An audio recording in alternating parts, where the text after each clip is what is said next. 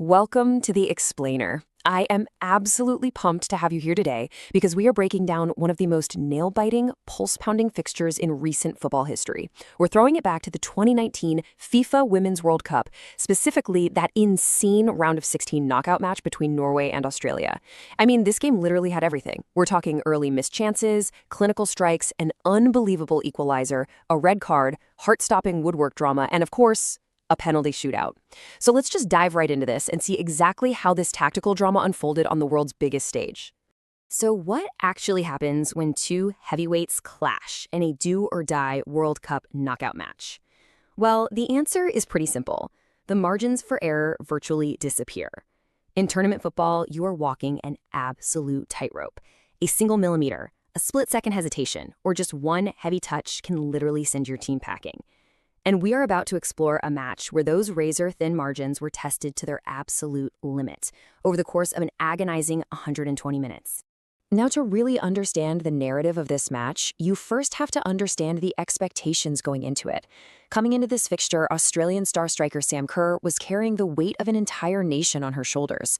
She boasted 81 caps and an incredible 36 goals. I mean, she was the focal point, the ultimate threat for the Matildas. Keep those phenomenal numbers in the back of your mind, because what's really fascinating about this breakdown is how the events of the match ultimately flipped those sky-high expectations completely upside down. All right, let's get into the first half. Norway strikes. Let's walk through this absolutely frantic opening. Right out of the gate, literally inside the first 30 seconds, Sam Kerr finds space and fires a golden chance just wide. It was a massive let-off for Norway and definitely an early warning sign. But Norway didn't just sit back. By the third minute, Vilde Bo Risa responds with a dangerous long-range effort. The teams are just trading heavy blows early and fast. Eventually, the tempo kind of settles until the breakthrough finally happens around the 31st minute. A gorgeous ball gets slipped in behind the defense, finds Isabel Herlovsen, and she makes absolutely zero mistakes, burying it to put Norway up 1-0. And suddenly, that missed chance from Kerr in the opening 30 seconds started to feel like a lingering ghost for the Matildas. And that perfectly illustrates the shifting power dynamics of that first half. Australia was absolutely racking up the shot count. They generated 10 shots, but here's the kicker. Only 2 were actually on target.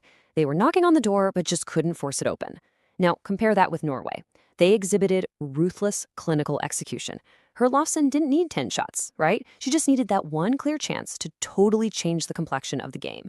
The really crucial takeaway here is that Norway's lead wasn't some lucky fluke. Going into the knockouts, only the absolute juggernauts of the tournament, the USA and Germany, had scored more first-half goals than these two teams. Norway's attack had serious, proven pedigree. They were built to strike early, they executed that game plan flawlessly, and they left Australia staring down a really daunting uphill battle heading into the halftime break. Which brings us to the second half, Australia's comeback. Throughout the second half, Australia essentially sets up camp in Norway's half. They are completely dominating possession and pinning Norway back. Sam Kerr is constantly finding these little pockets of space in the box, leaping for flicked headers off corners and crosses, but the ball just refuses to go in. She repeatedly fails to hit the target. It's incredibly frustrating for the Matildas. You can literally feel the dramatic tension building with every single minute that ticks away. It's heavy, suffocating pressure, but a total lack of clinical finishing. But then, absolute magic happens. Elise Kellen-Knight, direct from a corner, gets the goal. We are in the 83rd minute here. Time is practically up. Kellen-Knight whips in this low, curling corner toward the near post. It somehow evades all the attackers. It evades all the defenders. Norway's keeper is completely shielded, and the ball just sneaks all the way in. It's this bizarre, unexpected, and utterly brilliant moment where Australia finally breaches Norway's defense to level the scoreline at 1-1 right at the death of regulation. Now, just when you think everybody is taking a breath and we're calmly heading to extra time, we get absolute stoppage time panic.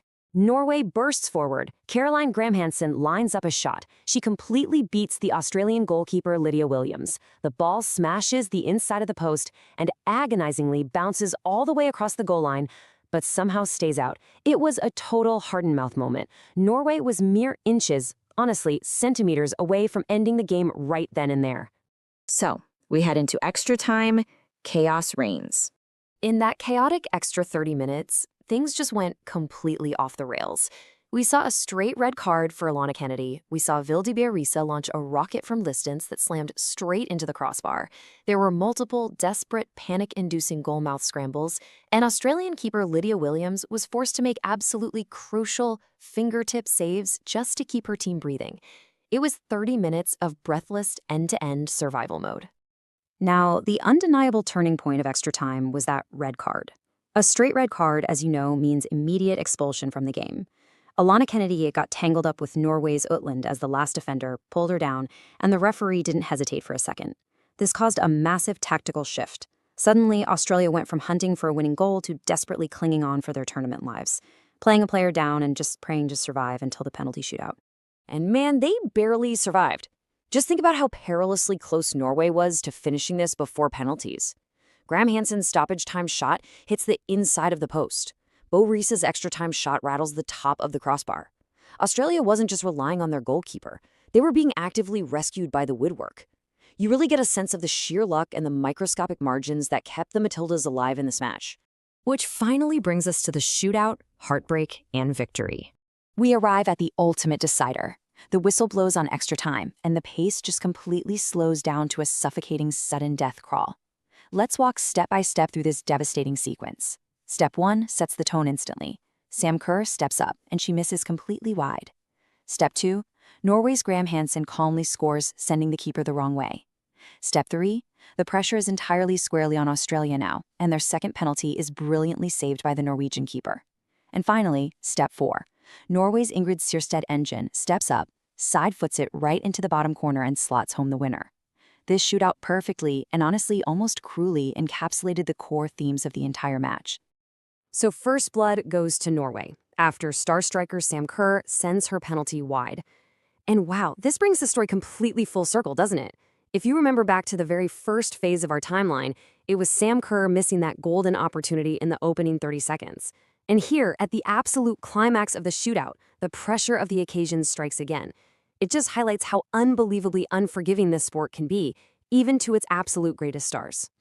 So the final result gets written into the history books. Norway successfully secures their spot in the quarterfinals, moving on to face either England or Cameroon. They capitalized on their clinical early strike, they perfectly utilized their one-player advantage in extra time, and they kept absolute ice in their veins under the immense pressure of the penalty shootout to advance past a heartbreakingly resilient 10-player Australian squad. I want to leave you all with this final provocative thought to reflect on today. What was it? Was it the red card, the missed early chances, or the suffocating shootout pressure that ultimately doomed the Matildas? When you study the match data we've walked through in this explainer, you realize it's rarely just one single thing. It is the razor-thin compounding margins of tournament football that ultimately dictate history. Thank you so much for joining me today. Keep learning, keep analyzing the beautiful game, and I'll see you next time.